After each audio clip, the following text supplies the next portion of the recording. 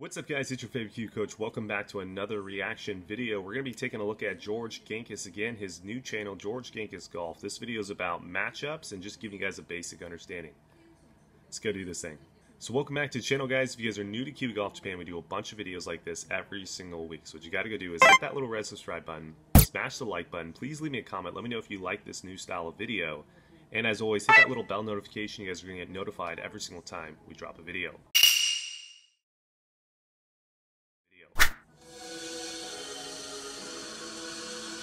I love the new intro.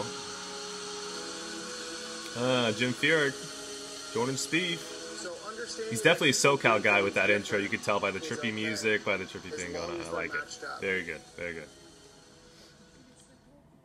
All right, guys, let's talk about some unique moves that I love. Actually, some of my favorite golf swings would be like Dustin Johnson, Sergio, Jim Furyk. Of course is that. Some that actually have some things that people would call quirky. I actually really like. I would say for a Dustin Johnson, why do these things work? I mean, everybody on tour that I see has a matchup. And what I mean by a matchup, if somebody's closed, they're not going to have a normal release. They're going to have a hold off. If you get a guy or a girl or anybody who's yeah, so what he's talking about there is if you have a really talented player and they have like a funky thing in their golf swing, in this particular example, he's talking about a really shut face at position 6. They're going to do something in their release to get them back into a manageable position to where they can have the correct club path and face angle relative to the shot that that player is trying to play. That's kind of what he's trying to say there. Wide open in the downswing, you're going to see that they're not going to have Dustin's matchup. They're going to have something like this, okay? So a matchup is something to get you back to hit the ball online, okay? So when I look at it, Dustin... Okay, and that's where I think a lot of you guys might get confused, because if you have someone that's translating this who doesn't necessarily know what he's talking about, they're going to translate it like a matchup, you need to hit the ball square online, i.e. you need to hit the ball straight, but that's not necessarily a matchup. What he's trying to say there, and I know he knows this, is just sometimes when you're in YouTube videos, you don't quite fully explain it. Happens all the time. I do it all the time. What he's trying to say there is a matchup is really, if you have, let's say, a cross the line position at the top, you're going to obviously need to add that shallow motion to get into a position where you can have the correct face to path relative to the shot you're trying to play. So if you're trying to hit a draw, you obviously want to have a slightly in to out path with a closed face. Again, if you're trying to hit a push draw. If you're trying to hit a pull fade, you want to obviously have that path slightly out, open face to the path, but close to the target line. It's going to start left of the target line and then fade back. So again, a matchup is really trying to have, whenever you have a certain position, trying to do a motion that'll get you into position to where you can actually have the face to path that you want for the shot you're trying to hit. That's maybe more so the better explanation, and I know that's what he means too as well. It's just YouTube, right? You gotta love YouTube. Who already has a stronger grip, and I have talked to him about how he got his face to be so much more shut than others, would be the concept that he thought the face should be square to that line, and as he got up here, it was still square, okay? So he's up here in flexion, and granted, he has neutral to fairly stronger grip at the moment. Could change tomorrow, I don't know. And you look, and his club is like this. Now, like I said before, a lot of players say, how do I get so rotated? How do I get more like Dustin? Well, if you were like Dustin and you had a normal club face and your arm was that deep and you're that turn, your ball is going to go yard right, okay? So I agree with that for the most part. If you have, let's say, at position 4, you have a neutral club face, i.e. the face angle is not pointing towards the sky, it's pointing a little bit more this way. And then P6, you also have kind of like a toe up position as opposed to slightly toe down. Most of the time, most amateur golfers, yes, you're going to hit the ball way right, and you guys are never going to square the face. But it doesn't mean that that's not necessarily the case, because you do see some guys on tour that are heavily rotated that have the toe up towards the sky at P6. What they do is they add on a lot of supination in the lead wrist and a lot of flexion to square the face later in the golf swing, right? So it's not impossible, but I do agree with him. For most people, it's going to be incredibly difficult. So make sure your club face looks like Dustin if you want to have his rotation, okay? And your elbow that deep, okay, into external rotation that long, okay? You better have it matched up, okay? That would be one matchup I'd consider. I could go through the whole tour and find out where each one of theirs are matched up. And is it optimal matchup? Well, let's talk about another matchup.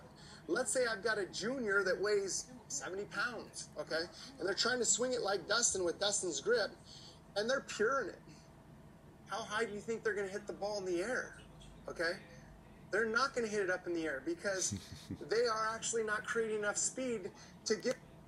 I agree with this. This is something I've talked about in my Instagram as well. For a lot of you lady golfers out there, for a lot of you junior golfers out there that don't have the club head speed, first off, you don't probably want to have a really shut face at P4 and then have a lot of D-loft, which is the word he uses, which is really just taking off the dynamic loft or taking off loft from the club, or handle first. You probably also heard it.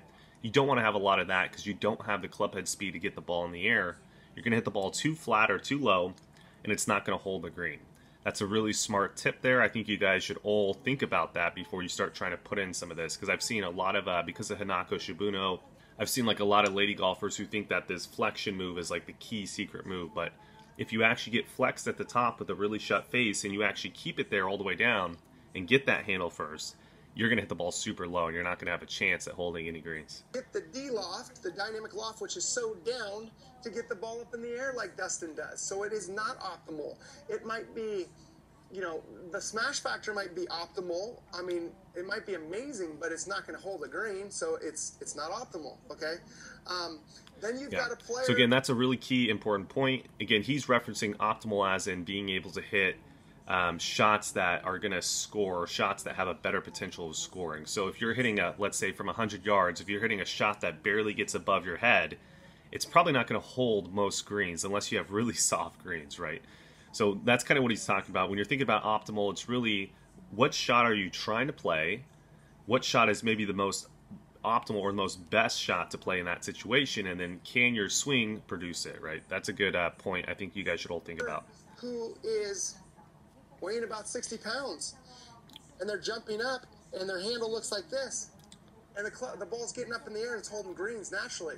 Well, that's good at that age and that strength at that time in their life.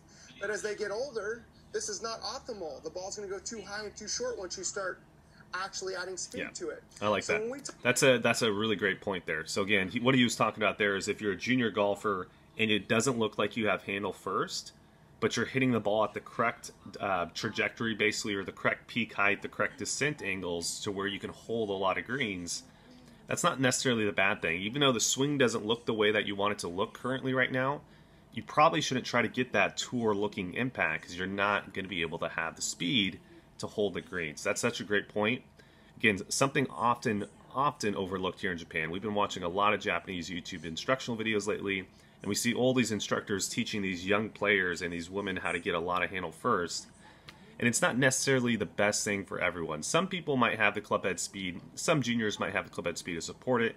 But oftentimes, you're not going to be swinging fast enough to do it. So again, check out with an instructor, do you have the correct club head speed to have a lot of handle first or shaft lean? Talk about optimal. Make sure that you're actually optimal as far as the actual numbers we're looking for. We don't want to be someone with no speed de-lofting it, and we don't want to be somebody with a lot of speed adding loft because they're not good matchups, okay? So that's one matchup. Let's talk about one of my favorite swings, Jim Furyk, okay? Now, Jim Furyk is a lot like my players. He used to have more pronounced. It would be more up and up, boom, and then he'd actually get it back here, and he'd actually be so turned out, which to me, I love, okay? Just means that he's got path to face control, not a lot of curve on his ball, okay? Okay, so that I kind of disagree with George. So basically what he's trying to infer, is that the more open you are, the more control you have with face to path. And I found that not always to be the case. Now, there's some players that can do it. And again, I think more so what's really controlling face to path is the player's abilities to control the force and torques on the club with their hands and their wrists. Yes, obviously the body, if it's super tilted one way or the other, it might really affect the swing direction and the path. But ultimately, I think it comes down to the hands and the wrist and your control over the force and torques of the club. I've seen plenty of players who are incredibly open in impact but have no control over face to path. And I've also seen players who are let's say, not really open at impact, who also have a lot of control over the face of path, right? So it's not necessarily black or white, this is this or this type of answer. It's more so, is the player really good at controlling the force and torques, and can they control that face angle down where it matters? That's more so what produces good shots. That would be amazing. So the more he went this way and he started to turn, the shaft just laid down by itself. And when it lays down by itself early, you can add a lot more rotation. If it's coming in steep, you're always going to try and get that. Okay, so I'm going to stop it there. We didn't get through the whole video. We only got through half of it. But ultimately, I think the macro point of this video is, again, you don't have to do the swing one way, which is something I really like about what George tries to teach. Again, he came into the golf industry at a time where there was just a bunch of different methods, kind of, as well as there was a lot of traditional golf instructors like your Jim McLean, like your Butch Harmon, like your David Ledbetter, who kind of taught a really basic, standard, old way of swinging the golf club. And George was definitely one of the leaders amongst a bunch of other instructors who maybe are not as well known here in Japan, but there's this big group of instructors that came out right around the 2015 to about 2016 range. A lot of them started coming out, and on YouTube is where we found them. And they were talking about really this new way of swinging the golf club that had a lot more rotation or had just a little bit more of an athletic motion. So good on George for obviously preaching something like this. I think it's really important for you guys to understand there's not just one way to get the job done, and that is what really matchups are. So really enjoyed the video. Make sure to like, comment, subscribe, share if you didn't. Leave a comment below, actually. Make sure to let me know if you have a specific YouTube video, whether it's an American channel or whether it's a Japanese channel.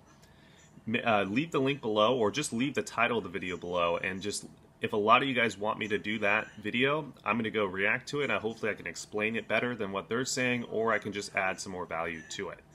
Alright guys, I'll see you again soon.